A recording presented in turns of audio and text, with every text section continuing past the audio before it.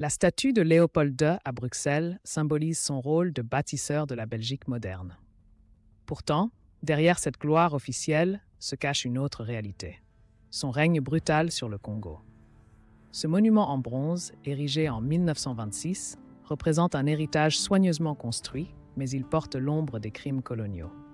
En 1885, la Conférence de Berlin offre le Congo à Léopold II comme propriété personnelle, sous le faux nom État indépendant. Ce territoire, 80 fois la Belgique, devient son laboratoire d'exploitation. Le roi y impose un système de travail forcé pour le caoutchouc, générant des profits colossaux, tandis que les Congolais souffrent. Pour maximiser la production de caoutchouc, Léopold II instaure un quota de récolte impitoyable. Les milices coupent les mains des travailleurs incapables de les atteindre. Des photos d'archives montrant des piles de mains amputées circulent en Europe, révélant l'ampleur des atrocités. Entre 1885 et 1908, la population congolaise diminue de moitié. Dès 1900, des voix courageuses dénoncent ces crimes. L'Anglais Edmund Morel publie des rapports détaillés, Mark Twain écrit le pamphlet « Le soliloque du roi Léopold ». Le journaliste américain George Washington Williams parle de crimes contre l'humanité. Pourtant, les statues du roi continuent à être érigées en Belgique. Même après la reprise du Congo par l'État belge en 1908, les manuels scolaires glorifient Léopold II comme un héros civilisateur.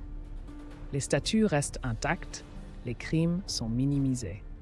En 1960, lors de l'indépendance du Congo, aucun discours ne mentionne les victimes. Le silence devient une seconde violence. Dans les années 2000, des historiens comme Adam Hochschild réveillent les consciences avec des livres documentés.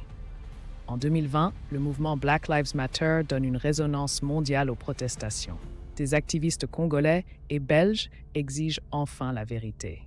Les statues deviennent des cibles symboliques. En juin 2020, Anvers retire sa statue de Léopold II après des manifestations.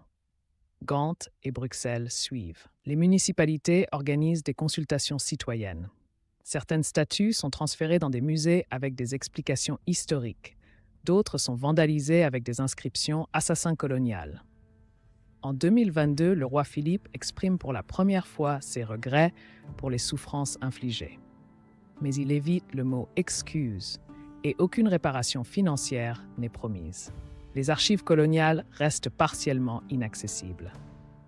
Pour beaucoup, ces gestes sont insuffisants face à l'ampleur des crimes. Le débat belge inspire d'anciennes puissances coloniales. En France, des statues de Colbert sont contestées. Au Royaume-Uni, celle de Cecil Rhodes est retirée. Partout, on réinterroge l'espace public. Faut-il détruire ces monuments ou les contextualiser? Le cas Léopold devient un symbole mondial. Aujourd'hui, de nouveaux monuments honorent les victimes congolaises. Des artistes recréent des statues mutilées pour symboliser la vérité amputée. L'enseignement de l'histoire coloniale est réformé. La chute des statues de Léopold II marque non pas l'effacement de l'histoire, mais son écriture enfin partagée.